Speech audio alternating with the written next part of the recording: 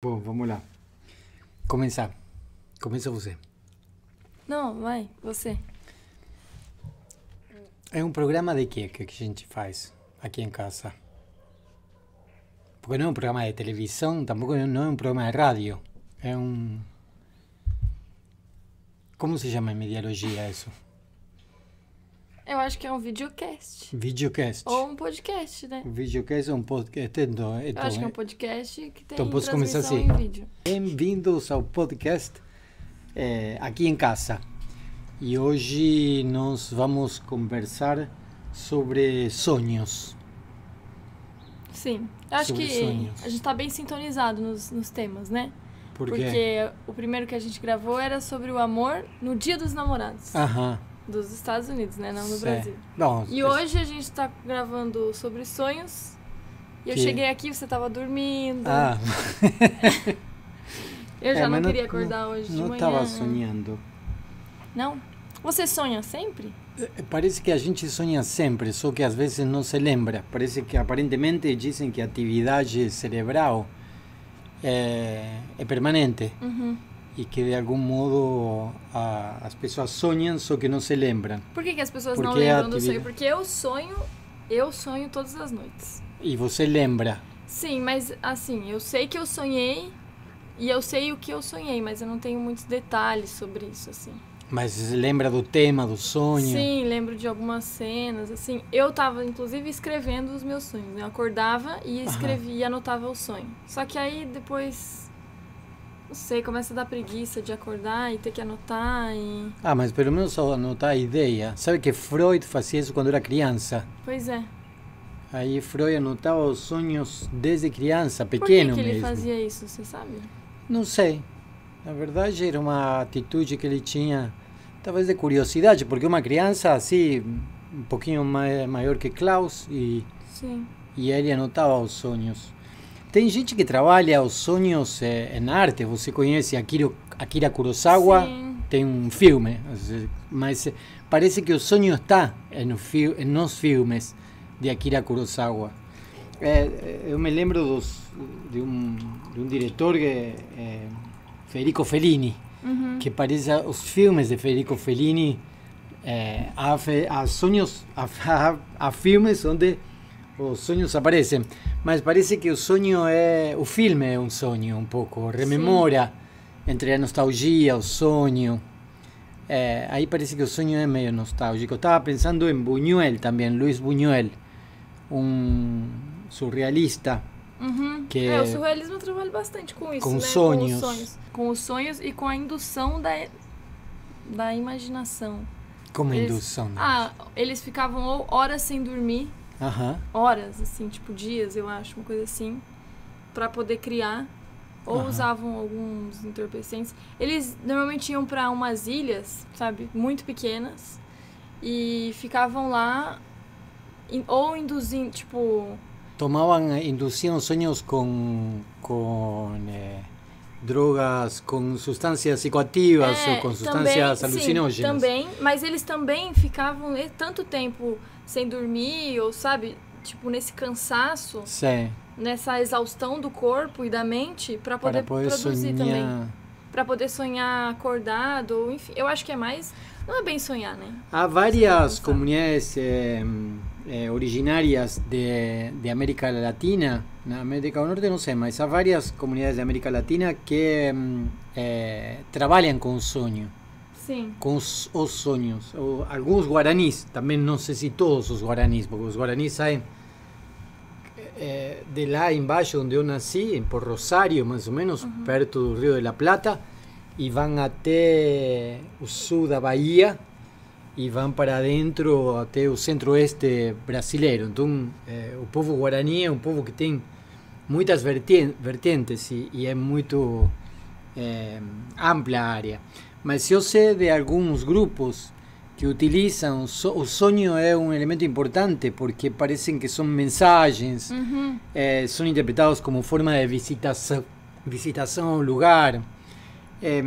Também são utilizados quando o sonho pajé, em alguns casos, para se deslocar de um lugar a outro. Isso, sim. O nome das crianças também tem um papel muito grande na cultura.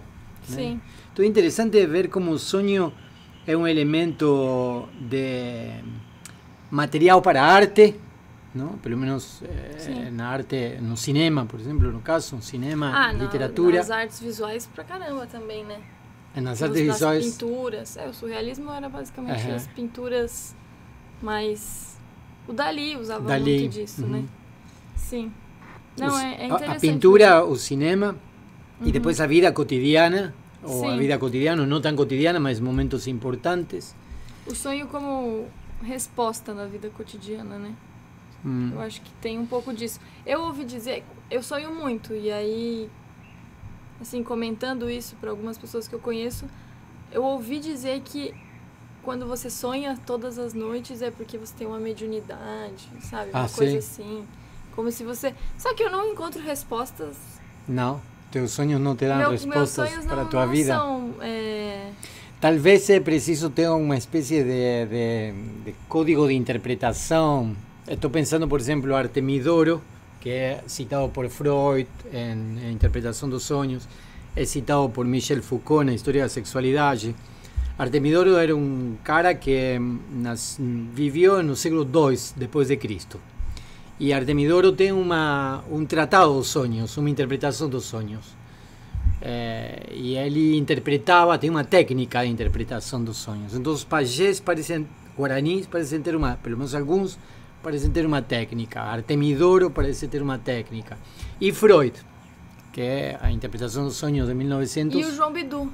Quem é João Bidu? João Bidu é um site de um astrólogo bem famoso, quem tá na internet sabe. E aí aqui você vai lá e você ele interpreta sonhos. Não. O significado dos sonhos, por exemplo, sonhei com uma cobra. O que significa? O que significa uma cobra? E aí ele te diz. É tipo o jogo do bicho. O jogo do bicho é uma técnica de interpretação. Aí você sonha com um cabrito bicho, e aí você joga. E aí é tal número. Então me dá tanto para esse número. Então, mas o João Bidu, ele... Eu gostaria de saber se alguém alguma vez ganhou, assim... Deve ter ganhado, com certeza. A coincidência... Mas então, aí... Então, é coincidência ou é causa? Vamos começar pelo começo. Por que a gente sonha? Então, as ciências do cérebro, várias delas, neurologia, é porque há uma atividade cerebral constante e isso aparece na forma de imagens. Mas na neurologia há um ceticismo bastante generalizado de que isso signifique algo. Sim. Ou seja, há uma explicação sobre o que causa os sonhos. O que causa os sonhos? A atividade cerebral, a atividade do sistema neuronal, que eles têm uma explicação, têm a comprovação feita por imagem. Agora, se isso significa alguma coisa, aí há um ceticismo. Aparentemente não significa nada para eles. O neurologista que retoma a ideia de que isso significa alguma coisa é Sigmund Freud, no final do século XIX, início do século XX, e a psicanálise que trabalha com a ideia de que há um significado nos sonhos. Mas também esse significado não é direto. Não é que sonhei com uma cobra, então é traição. Acho que é. Sonhei com um bicho tatu, por exemplo. E sei lá, qualquer coisa. Não há uma simbologia universal. sim. Apesar de que há uma espécie de simbologia em Jung. Gustav Jung, aparentemente, na psicologia analítica, Gustav Jung se separa de Freud, eles vão juntos até um tempo, depois se distanciam. Ele cria ou resgata. O que Jung fala? Porque aqui em casa a gente não fala de Jung, né? Não, aqui em casa a gente não fala. Então não vamos continuar com a tradição, não vamos falar de Jung. O que ele fala dos sonhos? Que eu ouvi dizer que é bem... Há uma simbologia universal, e que isso foi o que Freud acabou rejeitando, de que há uma ideia de inconsciente que até um certo ponto na psicanálise se sustenta de que há elementos arcaicos, mas Jung leva mais adiante essa teoria. Mas vamos continuar em silêncio. Não me explicou nada, no fim das contas. E em Freud, então, o sonho significa a realização do desejo. Sim. Então, quando você E o pesadelo... sonha... Tá, quando eu sonho é porque eu desejava aquilo e aí eu já realizo ali no sonho. Você realiza no sonho, não é que você vai realizar. Não. Porque também é isso, não são sonhos... Isso. Não é que você sonha com algo que vai acontecer ou que... Não, você sonha... quer que aconteça e ele acontece ali. E no sonho, sonho é uma fantasia onde eu realizo. E que aí... é também esse jogo, não? O sonho e a fantasia. Quando eu me fantasio de alguma coisa, eu realizo o desejo nessa fantasia. Não? Então, o sonho e a fantasia têm essa característica, pelo menos. Mas aí eu tenho um pesadelo? São sonhos de angústia. Aí é outra história. O pesadelo não é um sonho, são sonhos de angústia. Mas tem sonhos recorrentes esses, apesar de não haver uma simbologia, eu acho que a gente sonha coisas que estão dentro de nossa própria cultura. Quer dizer, quando de algum modo nós nos constituímos em um conjunto de crenças, em um conjunto de imagens, de figuras. E, por exemplo, tem muito sonho de angústia, onde o sujeito corre, mas ele faz o esforço para correr, mas não consegue correr. E detrás vem um monstro, um bicho, uma coisa assim que vem a 1.500 km por hora. E você está tentando fazer o esforço, né? E muitas vezes acorda todo suado, né? O sonho é que você vai cair, e você se acorda antes de cair no chão, né? Ou que está caindo. Esses são sonhos de angústia. Mas por que você diz que tem a ver com coisas sociais e porque são imagens culturais? que podem aparecer em teus sonhos, nos meus, que seja, os elementos do sonho. São coletivos. São coletivos. Tem a ver com elementos da vida diurna também. E com um sistema de crenças que se comunica a partir da linguagem. Sim. A gente pode também, elaborar algumas coisas no sonho? Como assim, por exemplo? Eu tava pensando num assunto e aí sonhei meio que com uma resposta. Não uma resposta. Não, sim, uma resposta. Vou falar resposta. Uma resposta sobre o assunto, entendeu? Tô matutando um assunto e aí quando eu vou dormir, meio que eu resolvo aquela questão. Isso é interessante.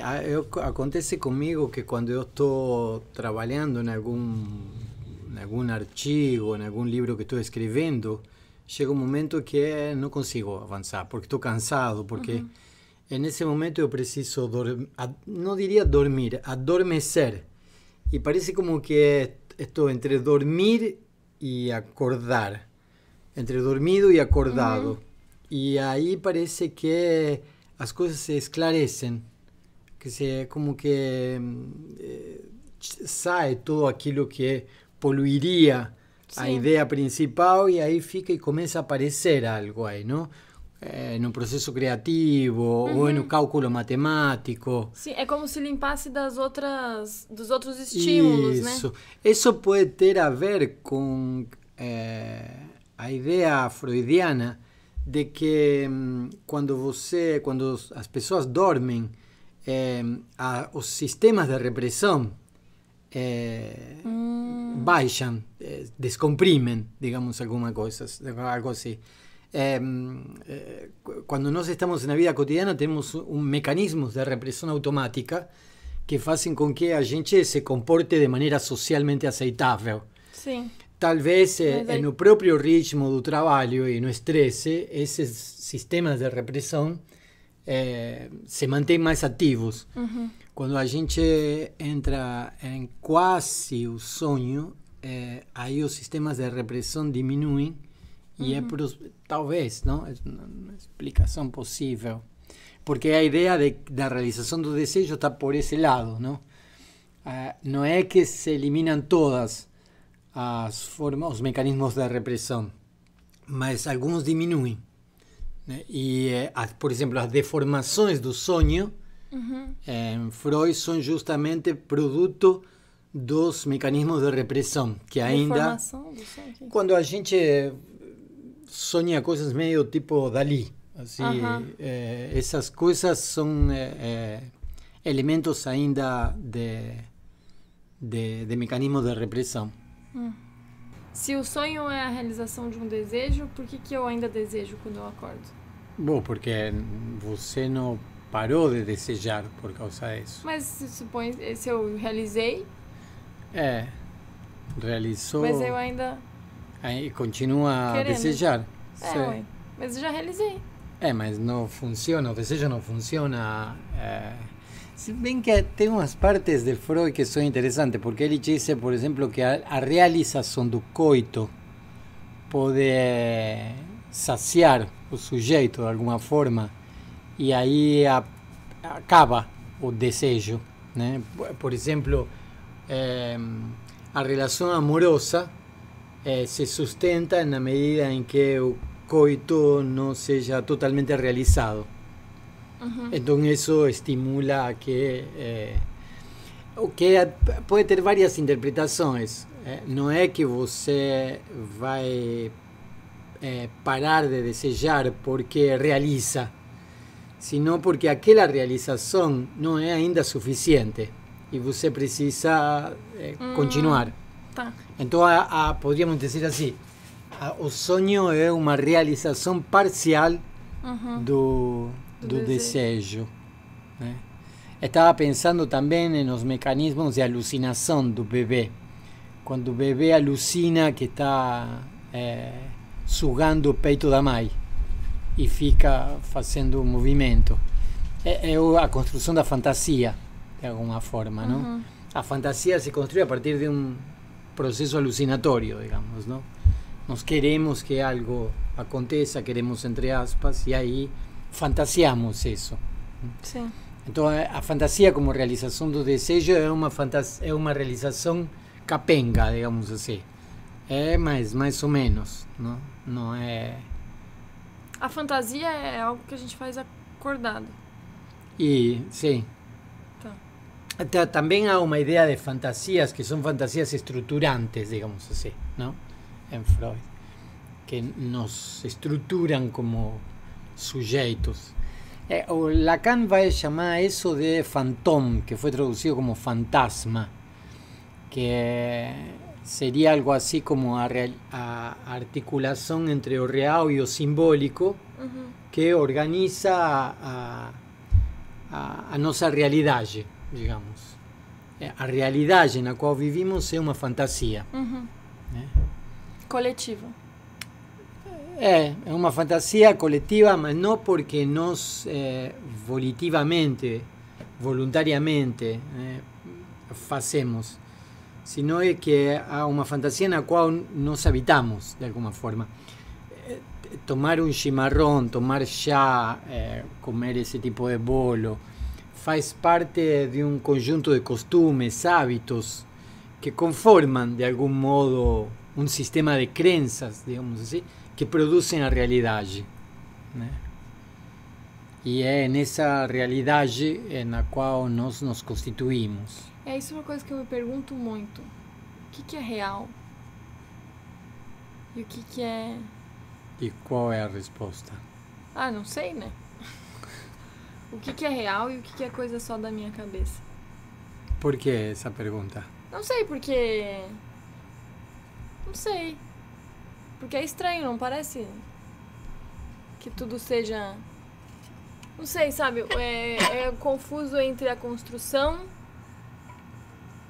da minha cabeça e do que eu penso e do que realmente aconteceu. Será que por exemplo, as coisas acontecem diferentes do que eu tô vendo elas acontecerem? Né? Porque ocorre uma situação, eu vejo ela de um ponto de vista, elaboro ela de uma forma, Mas então, e aquilo, as outras pessoas que estão na mesma situação não têm a mesma... Você tem uma perspectiva diferente. Mas existe uma verdade ali? No meio de todas essas perspectivas? E aí também me pergunto sobre o sonho, assim. O que eu devo considerar do que eu sonho? E o que E do que eu penso também, sabe? Isso que a maior questão que eu acho que tá todo mundo aí, vocês filósofos tentando descobrir, e os psicanalistas principalmente, o que é a mente? O que são os meus pensamentos? De onde que eles vêm? Para onde eles vão? É uma pergunta meio complicada essa, né? O que é a realidade é um problema que na tradição filosófica grega, latina, europea, moderna, que de algum modo é a que organiza boa parte do sistema de relações do mundo ocidental, também com elementos de outras culturas africanas, orientais ou de povos originários, mas menor, ¿no? Porque nós em América passamos por um processo de colonização que não foi apenas uma descoberta de um continente en 1492 por parte de los europeos, sino que ese proceso de colonización de algún modo arrastra con cuerpos y con culturas, ¿no? Sí. O sea, ya no es que los europeos vinieron aquí, pegaron algunos árboles, oro, plata y fueron embora.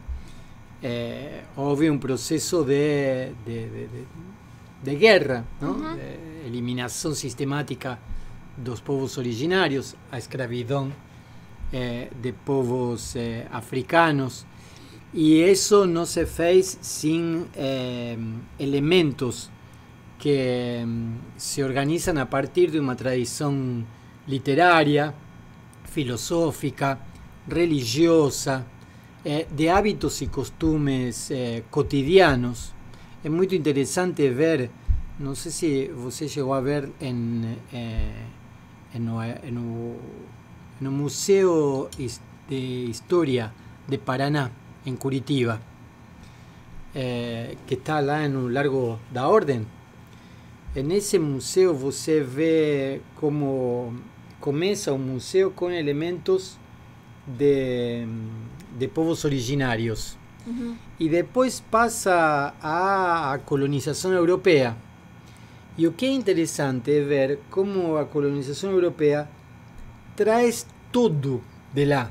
Ou seja, pegan o jogo de chá, as cadeiras, o vaso sanitário, todo, e instalam aqui. Ou seja, não é que só eles vêm com o corpo deles e a roupa. Eles vêm também com utensílios, com garfo e faca, e implantam aqui. Então, de algum modo, com isso, não só arrastam filosofia, ciência, também arrastam hábitos cotidianos. Na nossa família, nós temos hábitos que têm a ver com o modo de vida espanhol, com o modo de vida italiano. Então, traziam até a especiaria. Isso faz com que a realidade que se instaura dessa forma, não? A realidade é um conjunto de costumes? Então. Não me convenceu. Então. Não. Mas não é só isso. Não é só isso. Não é só isso. Mas é difícil, por exemplo, para nós é muito complicado saber como funcionavam os hábitos das pessoas que moravam aqui. No Brasil? Aqui, digo, aqui em Campinas. Aqui em Campinas antes da colonização. Ah, tá. Então, por quê? A realidade das pessoas que habitavam este lugar foi exterminada. Y en ese lugar fue instalada otra realidad, a partir de otro conjunto de costumbres, de sistemas de creencias, de hábitos. Todo eso fue apagado, ¿no? Apagado fueron las personas, fueron mortas. As guerras de exterminio, agora que você está dizendo, as guerras de exterminio fazem isso, não? Tentam eliminar uma história e uma memória. Sim. E instaurar outra realidade. Ontem estava vendo o filme Madres Paralelas, Mais Paralelas, de Almodóvar. E Almodóvar coloca no filme o problema dos desaparecidos em Espanha. Espanha teve uma guerra civil muito pesada, tanto assim que na Argentina tem muitos imigrantes que vieram fugindo da guerra civil espanhola, e em Espanha se instaura uma ditadura que tem 50 anos. Termina só quando Franco morre, em 1975. Quando Franco morre em 1975, se faz a abertura democrática e se faz um pacto que se chama o Pacto da Moncloa. A Moncloa é um lugar. Então, no Pacto da Moncloa, dizem, bom, comencemos outra vez, isto não funcionou, começamos outra vez, daqui para trás a gente não fala mais. E, bom, não foi isso, não? A democracia em Espanha se apoia em um pacto de silêncio e esquecimento da história. Então, tudo aquilo que fazia parte da realidade da vida. Há centenas, talvez 100.000 desaparecidos em Espanha, produto da guerra e de 50 anos de terrorismo de Estado. Mas houve um pacto de silêncio.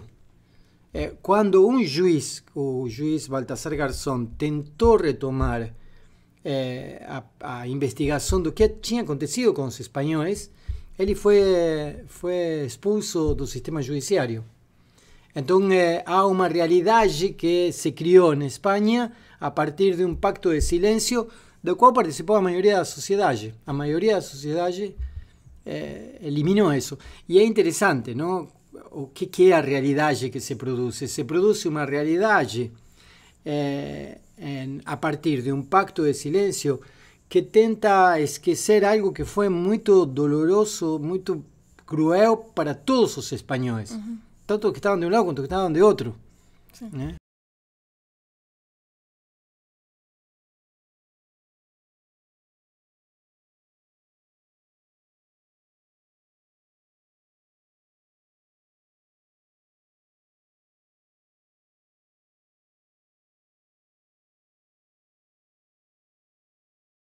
Isso que você está falando é uma coisa que acontece muito aqui no Brasil, né? Então, e não tem nenhum pacto, assim, falado. É só um esquecimento coletivo. As pessoas decidem ir esquecendo e não ir falando, e aí isso vai se apagando. E também essa coisa que você falou da colonização, que eles destruíram... destruíram, tipo, uma realidade que existia...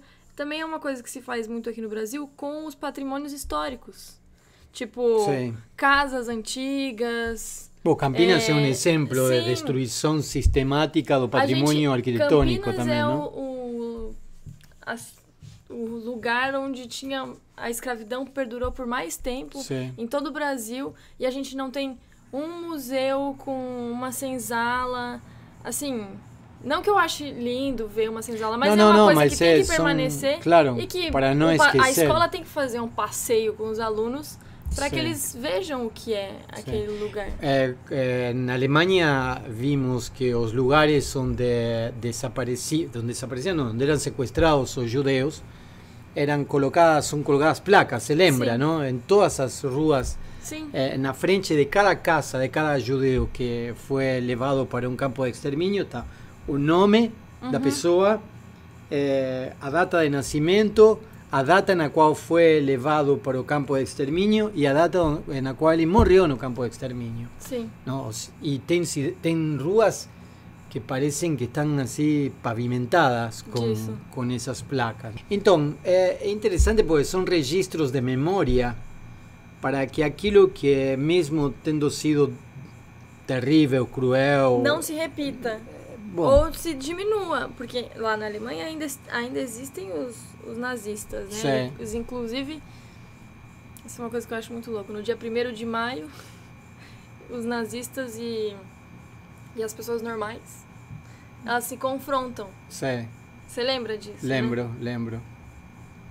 Então, mas mesmo assim, eu acho que as pessoas estudem e saibam sobre o assunto e vejam isso constantemente ajuda a você diminuir essa criação, né? Que é uma coisa que aqui no Brasil eu vejo e se esquece muito rápido, muito rápido. É um mecanismo de reflexão ou de memória coletiva, talvez. Em psicanálise tem um texto de Freud que se chama Recordar, Repetir e Elaborar. Sim, justamente. Porque aquilo que não se lembra, que não se recorda, se repete.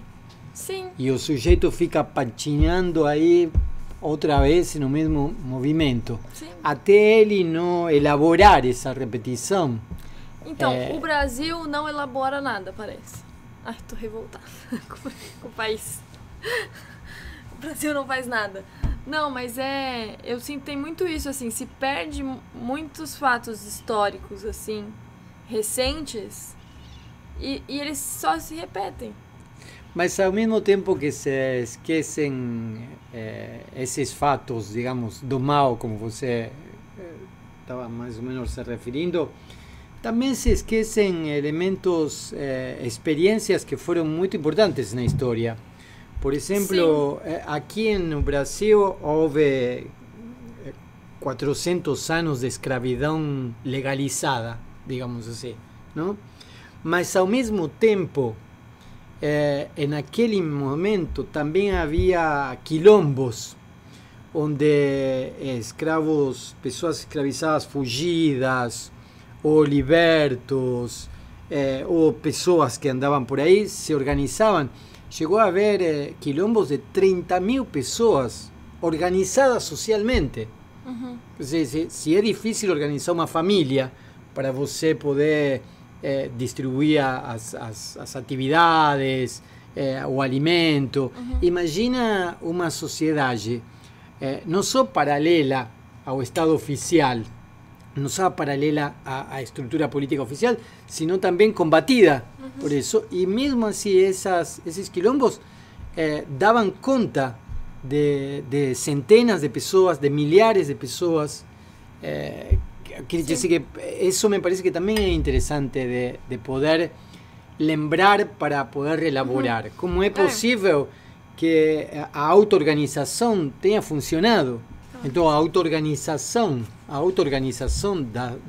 das pequenas comunidades e das grandes comunidades não é um sonho no sentido de um anseio.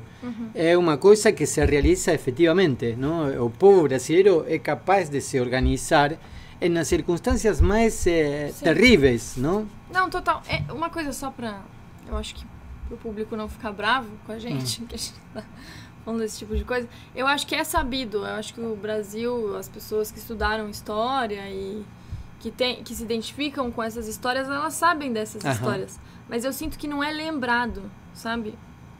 Coletivamente. Ou com uma força suficiente para que essas coisas não se repitam. Porque eu ainda não superei também que as pessoas tenham deixado o Bolsonaro ser eleito. Não deixado, mas ter votado nele mesmo.